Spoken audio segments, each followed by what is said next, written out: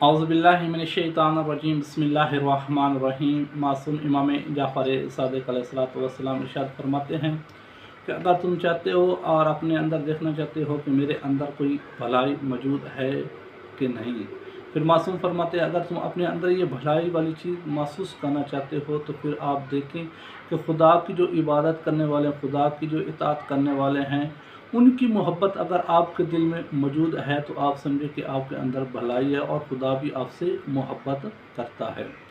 अगर आपके दिल में, आपके अंदर ये देखना चाहते हो कि भलाई नहीं है तो फिर आप यूँ देख लें कि अगर खुदा की जो इताअत करने वाले हैं, खुदा की जो इबादत करने वाले हैं, उनका बुग़्ज़ आपके दिल में है तो फिर समझे कि आपके अंदर ना भलाई है और खुदा भी आपसे मोहब्बत नहीं करता बल्कि खुदा भी आपको दुश्मन रखता है।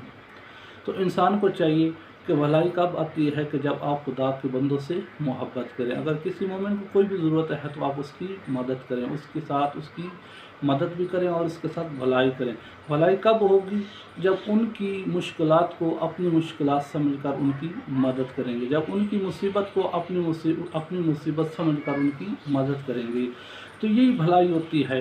ये नहीं कि आप उनको सिर्फ ज़बान तक, अपने लिसान ज़बान तक उनके साथ हमदर्द हो और जो आपके अंदर है उससे आप छुरी चला रहे हों।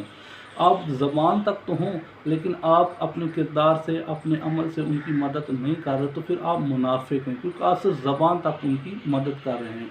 जब आपकी ज़बान के पीछे आपका जब अमल भी गवाही देगा तो यही भलाई होती है कि जब भी आपको कोई, आपसे कोई सी मुसीबत में भी आता है तो आप उसको, जो आपके ऊपर मुसीबत आई है और आप उस मुसीबत से निकल गए हैं, तो आप उसको ऐसे समझें कि मैं खुद इस मुसीबत में अब फिर जा रहा हूँ, तो आप उसको अच्छा मशवरा दें, आप उसको अच्छा मशवरा देंगे और उसको अच्छा गाइड करें।